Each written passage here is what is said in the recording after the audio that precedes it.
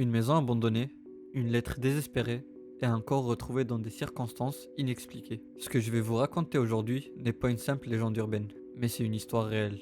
Restez jusqu'à la fin parce que le mystère n'a jamais été résolu. 27 février 1994. La police reçoit plusieurs appels étranges. Des voisins affirment entendre des bruits venant d'une maison vide depuis des années. Mais lorsqu'ils entrent, ce sera le choc. Assise sur un fauteuil, une femme, Olivia Mabel, est là, morte.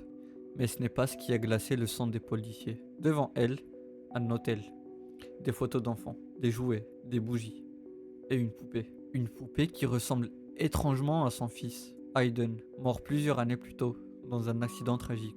Mais le pire, une lettre posée sur l'autel, écrite de la main d'Olivia. Mon cher Hayden, je suis désolé.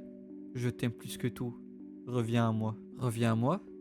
Mais comment? Et pourquoi cette maison semble-t-elle vivante? Les enquêteurs disent avoir ressenti une présence. Certains parlent de murmures, d'autres affirment qu'une entité les observait. Mais ce n'est pas tout. Les analyses révèlent qu'Olivia, elle était morte depuis des mois. Alors qui a passé ces appels pour signaler cette maison? Avait-elle réussi à ramener son fils d'entre les morts? Ou avait-elle réussi à libérer quelque chose d'autre?